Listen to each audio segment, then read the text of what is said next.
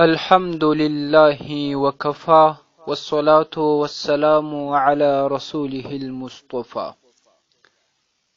قدرمند و محترم یو ورور پوښتنه کړې ده چې د زکات حکم په هغه روپو کې څه دی چې هغه په کال کې دننه یا زیاتې سي یا کمې سي. مثلا د کال په اول سر کې زما سره 1,00,000 روپۍ وي، د کال په منځ کې 2,00,000 سوې، د کال په پای کې 3,00,000 سوې، یا دا چې د کال په اول یا منځ کې تر 2,00,000 روپۍ وي، بیا چې کله د کال پای را رسېدی بیخي 5,000 ته ورسېدلې. اوس زه د زکات متعلق مسله غواړم چې ماته څه حکم دی. محترم وروره، ستاسې په جواب کې به ووایم چې د زکات لپاره چې زکات پر کوم انسان باندې واجب کیږي، د هغه دپاره لازمه خبره دا ده چې د کال په اول کې او د کال په پای کې به د ده نصاب پوره وي. د کال په اول او پای کې نصاب پوره کېدل هغه لازمي دي.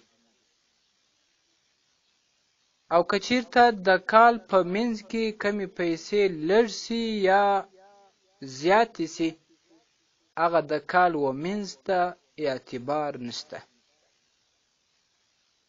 مثال، یو کس اوس د کال په اول کې 1,00,000 روپۍ لري، خو د څو میاشتو په تېرېدو سره د 2,00,000 روپۍ ورسولې،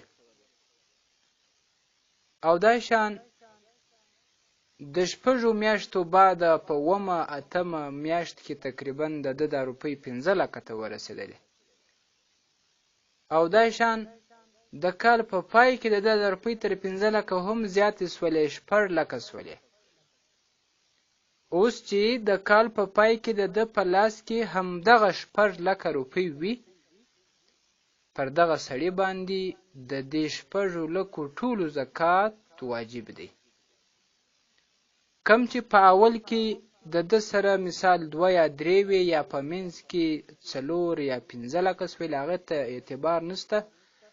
اوسنی چې کم د کال آخري وخت دی، د دې وخت د ده سره چې کمې روپۍ دي هغه 15,000 دي یا 16,000 دي، پر ده باندې د دې ټولو زکات واجب دی. او که چیرې په اول کې 2,00,000 وي، په منځ کې 3,00,000 سولې، کله چې د کال پای راغلی په دې وخت کې د ده څخه ټولې روپۍ د لاسه ووتلې، 10,000 ورپاتې سولې، 15,000 ورپاتې سولې، نو بیا پر ده باندې د سره زکات واجب نه دی، ځکه د ده سره چې کومې روپۍ دي هغه نصاب ته نه رسېږي. حاصل د خبرې دا دی محترمه چې د کال اول او د کال پای دا دوه معتبر دي. نو هغه روپۍ چې کم پر هغې باندې بیا هم کال پوره نه وي وتلی، مثال د کال په منځ کې 2,00,000 روپۍ راللې، یا د کال په پای کې 1,00,000 روپۍ د مخکې سرمایې سره یو ځای سولې، د دې ټولو زکات به ادا کوي. فتاوای عالمگیریه چې الفتاوى الهندیه ورته وایي، جلد اول صفحه 115، رد المحتار جلد دویم صفحه 302، زکات المال، او داشان البحر الرائق شرح د کنز الدقائق جلد دویم صفحه 290.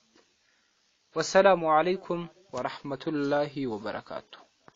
ستاسې د اسلامي پوښتنو جوابونکی مولوي حکیم الله صابر الحنفي صاحب د پوښتنو لپاره د رابطې نمبر 002 314 88 440. والسلام.